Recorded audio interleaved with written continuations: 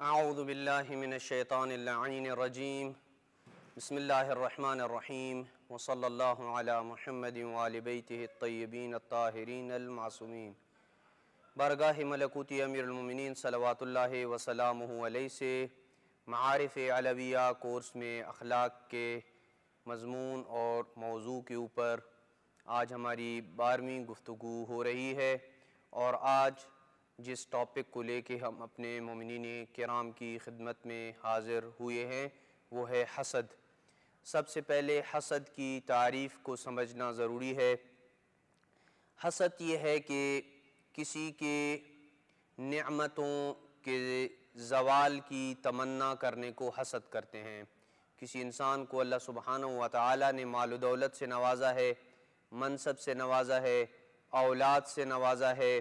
علم سے نوازا ہے، تو اس شخص سے یہ تمنا کرنا کہ اللہ اس سے مال لے لے، اس سے اولاد کو لے لے، اس سے منصب کو لے لے اور اس سے علم کو لے لے، غرض یہ کہ ہر وہ نعمت جو اللہ نے اسے عطا کی ہے اس انسان مومن سے اس کی نعمتوں کے زوال کی تمنا کرنا، اسے حسد کہا جاتا ہے۔ حسد کرنے والا حاسد ہوتا ہے، اور جس سے حسد کیا جاتا ہے اسے محسود کہا جاتا ہے۔ ایک لفظ عربی میں ہے جسے غبطہ کہا جاتا ہے، جس کا ہم اپنی زبان میں ترجمہ رشک کرتے ہیں۔ حسد تب ہوتا ہے جیسے کہ ہم نے بیان کیا ہے کہ کوئی انسان کسی کی نعمت کے زوال کی تمنا کرے اور یہ کہے کہ فلاں سے وہ نعمت زائل ہو جائے اور میرے پاس آ جائے۔ لیکن غبطہ اور رشک ایسا نہیں ہوتا ہے۔ غبطہ یہ ہوتا ہے کہ انسان اس جیسی نعمت کی تمنا تو کرے لیکن اس نعمت کی اپنے بھائی سے زوال کی تمنا نہ کرے، یعنی یہ تمنا کرے کہ کاش مال و دولت میرے پاس ہوتا، کاش اولاد جیسی نعمت میرے پاس ہوتی، کاش فلاں جیسا منصب میرے پاس ہوتا، لیکن یہ نہ کہے کہ اس سے اللہ اس منصب کو لے لے، بلکہ یہ دعا کرے کہ اللہ اسے اور مال و دولت دے، اللہ اسے اور منصب دے، اللہ اسے اور علم عطا کرے، اللہ اسے اور عزت عطا کرے، اس کے حق میں وہ دعا کرے اور اپنے لیے ان نعمتوں کے حصول کی تمنا کرے، تو یہ اچھی صفت ہے، اس کو رشک کہا جاتا ہے، اور یہ فرق ہے حسد اور غبطہ میں۔ حسد بری صفت ہے۔ حاسد ہمیشہ غم میں نڈھال رہتا ہے اور حیران و پریشان ہوتا ہے اور حکم خدا کی بھی نافرمانی کرتا ہے۔ حاسد اپنے حسد سے کسی کا کچھ بگاڑ نہیں سکتا سوائے اس کے کہ وہ اپنے آپ کو ہلاکت میں ڈالتا ہے۔ قرآن مجید اور احادیث اہل بیت میں حاسد کی بہت زیادہ مذمت کی گئی ہے، اور قرآن مجید نے اللہ نے اپنے پیارے نبی حضرت محمد مصطفیٰ صلی اللہ علیہ وآلہ وسلم کو جہاں تمام مخلوق کے شر سے بچنے کی دعا تعلیم دی، وہاں حسد جیسے شر سے بچنے کی بھی دعا تعلیم دی، اور ارشاد رب العزت ہے وَمِن شَرِّ حَاسِدٍ اِذَا حَسَد، پناہ مانگتا ہوں اور حاسد کے شر سے جب وہ حسد کرنے لگیں۔ اللہ سبحانہ وتعالی نے اپنی کتاب لا ریب میں حسد کو شر اور برائی سے تعبیر کیا ہے۔ پیغمبر اکرم صلی اللہ علیہ وآلہ وسلم نے حسد کے متعلق فرمایا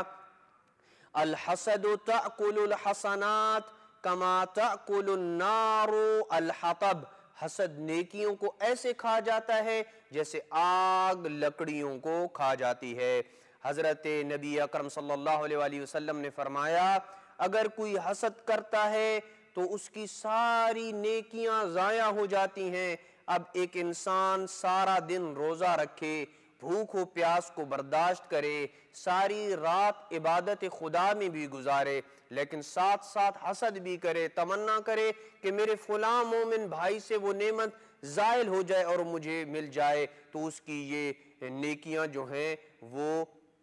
زائل ہو جائیں گی، اس کا روزہ، اس کی عبادت جو ہے اس کا ثواب اسے نہیں ملے گا، فقط گویا کہ وہ بھوکا اور پیاسا رہا ہے۔ امیر المومنین صلوات اللہ وسلامہ علیہ نے بڑا ہی پیارا جملہ ارشاد فرمایا کہا میں نے حاسد کے علاوہ ایسا ظالم نہیں دیکھا جو مظلوم کے مشابہ ہو۔ حقیقت میں یہ ظالم ہے اپنے نفس کے اوپر، لیکن بیچارہ مظلوم بھی ہے، اس لیے کہ وہ ہمیشہ آنکھیں بھرتا رہتا ہے اور اس کا دل پریشان رہتا ہے اور وہ غمگین رہتا ہے، لیکن کچھ کر نہیں پاتا، اس لیے کہ اس کے کسی کی زوال نعمت کی تمنا کرنے سے نعمت اس دوسرے بندے سے زائل نہیں ہو جائے گی، لہٰذا یہ اس بندے کے لیے خود اس کی ہلاکت کا موجب بنتا ہے۔ امام حسن مجتبی علیہ السلام کا ارشاد گرامی ہے، ہلاک الناس فی ثلاث الکبر والحرص والحسد، لوگوں کی ہلاکتیں تین قسم کی چیزوں میں ہیں، ایک تکبر، ایک حرص اور ایک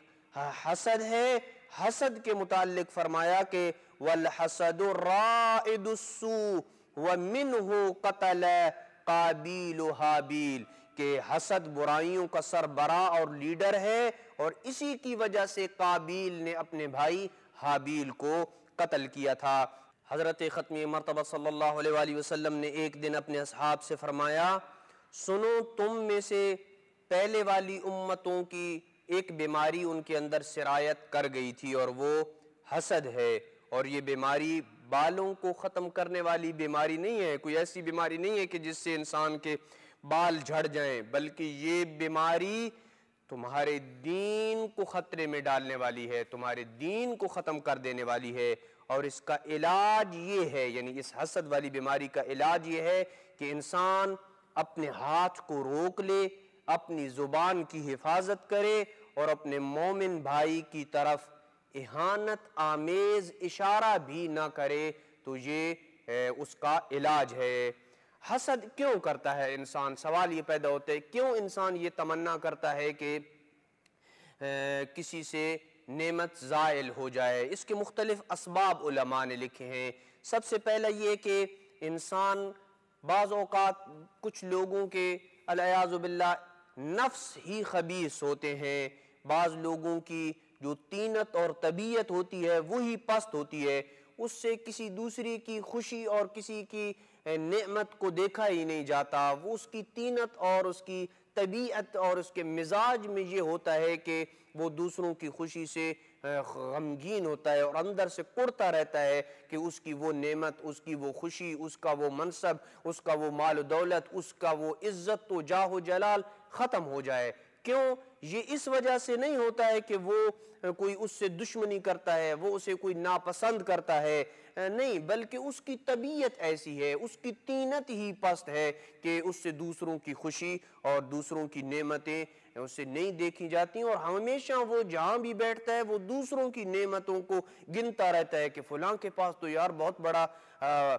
مال و دولت ہے، بنگلہ ہے، کوٹھی ہے، کار ہے، بزنس ہے، نوکر چاکر ہے، ہمیشہ دوسروں کی نعمتوں کو ہی وہ گنتا رہتا ہے۔ اس کا سبب یہ ہوتا ہے کہ ہمیشہ اس کا نفس جو ہے کیا ہوتا ہے؟ پست، اور جو ہے وہ اس کی طبیعت ہی پست ہوتی ہے۔ تو بعض اوقات یہ سبب ہوتا ہے حسد کا۔ بعض اوقات حسد کا سبب دشمنی ہوتی ہے، اور دشمنی اور انتقام کی آگ جو انسان کے اندر جل رہی ہوتی ہے وہ انسان کو مجبور کرتی ہے کہ وہ یہ تمنا کرے کہ میرے دشمن سے اللہ نعمتوں کو سلب کر لے، اس کے مال و دولت، عزت، سب کچھ اس سے سلب کر لے، اس لیے کہ یہ جو اس کے اندر عداوت و دشمنی کا بیج ڈل چکا ہے وہ اسے اکساتا ہے اس بات کے اوپر کہ وہ یہ تمنا کرے کہ فلاں سے نعمتیں جو ہے وہ زائل ہو جائیں۔ تیسری چیز وہ یہ ہے کہ کسی سے مقابلہ کرنا، کسی سے مقابلہ کرنا۔ اس کی میں آپ کو ایک ادنی سی مثال دوں کہ بعض اوقات دو طالب علم ہوتے ہیں جو ایک ہی کلاس میں پڑھ رہے ہوتے ہیں، اور دونوں لائق ترین طالب علم ہیں کلاس میں، وہ ایک طالب علم بھی 99 نمبر لینے والا ہے، دوسرا بھی 99، یا دونوں 100 نمبر لینے والے طلبہ ہیں۔ ان میں سے ایک یہ مقابلے کی خاطر اپنے دوسرے دوست سے، اپنے دوسرے اسٹوڈنٹ سے مقابلے کی خاطر یہ تمنا کرے کہ اس سے ایسی کوئی مسٹیک ہو جائے پیپر میں کہ اس کے 100 نمبر نہ آ جائیں، تاکہ میرا جو اس کے ساتھ کمپٹیشن چل رہا ہے میں اس مقابلے میں اس کے ساتھ جیت جاؤں۔ یہ فقط امتحان طلبہ کی بات نہیں ہے، بلکہ زندگی کے ہر فیلڈ میں ایک ملازم پیشہ دو افراد ہیں، وہ ایک ہی پوسٹ پہ ہیں، اچھا کام کرنے والے ہیں، ایک یہ تمنا کرتا ہے کہ میری جو ہے وہ اچھی ترقی ہو جائے اور دوسرے میرے بھائی کی ترقی نہ ہو۔ یعنی غرض یہ کہ آپ دنیا کے ہر میدان میں چلے جائیں، جہاں بھی ایک بندہ کسی دوسرے بندے کے ساتھ کمپٹیشن میں چلا جاتا ہے تو وہ ایک بندہ یہ تمنا کرتا ہے کہ وہ دوسرا اس ایوارڈ کو حاصل نہ کر سکے، اس منصب کو حاصل نہ کر سکے اور اس ڈگری کے حصول تک نہ پہنچ سکے، تاکہ کہیں میں اس سے محروم نہ ہو جاؤں۔ تو یہ بھی بعض اوقات سبب ہوتا ہے جس کی وجہ سے انسان کسی دوسرے بھائی سے حسد کرتا ہے۔ حسد کے بہت زیادہ نقصانات ہیں، دنیاوی نقصانات بھی ہیں حسد کے اور اخروی نقصانات بھی ہیں۔ حسد کے دنیاوی نقصانات میں سے یہ ہے کہ حاسد انسان کی اپنی زندگی ہی اس کے لیے عذاب بن جاتی ہے، اس کی زندگی ایک جیل کی مانند بن جاتی ہے، وہ ہمیشہ غمگین رہتا ہے، حیران و پریشان رہتا ہے اور نفسیاتی مشقت میں وہ زندگی گزارنا شروع کر دیتا ہے، ہمیشہ دوسروں کی خوشی سے وہ دکھی ہو جاتا ہے، جس کی وجہ سے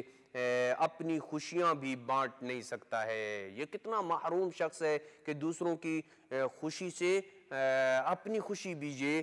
گنوا بیٹھتا ہے اور معاشرے میں اس کی عزت اور کرامت باقی نہیں رہتی اور اخلاقی کمزوریوں کا یہ شخص شکار ہوتا ہے اور ہمیشہ لڑتا اور جھگڑتا رہتا ہے۔ حسد کے اخروی نقصانات میں سے یہ ہے کہ حاسد کی دنیا میں تو یہ بات طے ہے کہ عزت اور کوئی کرامت نہیں ہے، ایسے ہی آخرت میں بھی اس کا کوئی حصہ نہیں ہے، آخرت میں بھی اس کو کوئی عزت اور کوئی بزرگی اور کرامت نہیں ملے گی۔ خدا کی چونکہ یہ نافرمانی کا مرتکب ہوتا ہے، خدا کی مشیت اور اس کی عادلانہ تقسیم کے اوپر راضی نہیں ہوتا ہے۔ اللہ نے کسی کو نعمت دی ہے، تو کیسے یہ اس کے زوال کی تمنا کر رہا ہے؟ یہ اللہ کی تقسیم ہے کہ کسی کو اللہ نعمتیں دے کے آزماتا ہے تو کسی کو اللہ فقر و فاقہ میں مبتلا کر کے آزماتا ہے، کسی کو اللہ منصب دے کے آزماتا ہے تو کسی کو اللہ منصب نہ دے کے آزماتا ہے۔ یہ اللہ کی عادلانہ تقسیم ہے اور جو اس کے اوپر راضی ہو جاتا ہے وہی کمال درجے کا مومن انسان ہوتا ہے۔ لہٰذا اللہ کی عادلانہ تقسیم پہ راضی نہ ہونے کی وجہ سے یہ عذاب خدا میں مبتلا رہتا ہے اور آخرت میں حساب و کتاب کے حوالے سے اس کا نامہ اعمال بھی خالی ہوگا، کیونکہ جناب ختمی مرتبت صلی اللہ علیہ وآلہ وسلم کی حدیث کے مطابق حسد نیکیوں کو آگ کی طرح کھا جاتا ہے۔ اب آتے ہیں کہ حسد کا علاج کیا کیا جائے، اس موذی مرض کو ہم اپنی زندگی سے اور اپنے اس وجود سے کیسے نکالیں۔ سب سے یہ کہ پہلا جو بہترین حل ہے حسد سے بچنے کا وہ یہ ہے کہ یہ جو اس کائنات میں ایک طبقاتی نظام ہے، کچھ امیر ہیں، کچھ درمیانے طبقے کے لوگ ہیں اور کچھ فقیر طبقے کے لوگ ہیں، ہر بندہ اپنے سے کم والے درجے کی طرف نگاہ کرے تو وہ کبھی بھی حسد کا شکار نہیں ہوگا۔ حسد کب ہوتا ہے کہ میں کسی کی نعمتوں کے زوال کی تمنا کروں؟ جب میں اپنے سے اوپر والے منصب کی طرف نگاہ دوڑاتا ہوں تو اس صورت میں پھر حسد یہاں پہ جنم لیتا ہے کہ اس سے وہ نعمتیں سلب ہو جائیں اور مجھے وہ نعمتیں نصیب ہو جائیں۔ لہٰذا یہ سب سے پہلا حل یہ ہے کہ اپنے سے کم تر افراد کی طرف نگاہ کریں، اور دوسرا حل جو یہ ہے کہ حسد کے جو نقصانات ہیں، حسد کی جو روایات اہل بیت علیہ السلام میں جو مذمت وارد ہے اور جو ذم وارد ہوئی ہے روایات میں، آیات میں، ان کو ہمیشہ اپنی آنکھوں کے سامنے رکھے، بار بار کلمات اہل بیت علیہ السلام کو پڑھے تو یقیناً یہ بیماری اس کے اندر سے نکل جائے گی اور وہ حسد نہ کرے گا اور لوگوں سے ان کی نعمتوں کے زوال کی تمنا نہیں کرے گا۔ دعا ہے کہ اللہ سبحانہ وتعالی ہمیں اس موذی مرض سے بچنے کی توفیق نصیب فرمائے اور حسد سے ہمیں بچاؤ کے جو طور و طریقے بیان کیے گئے ہیں انہیں اپنی زندگی میں نافذ کرنے کی توفیق نصیب فرمائے۔ وصلی اللہ علی محمد وآل بیتہ الطیبین الطاہرین المعصومین۔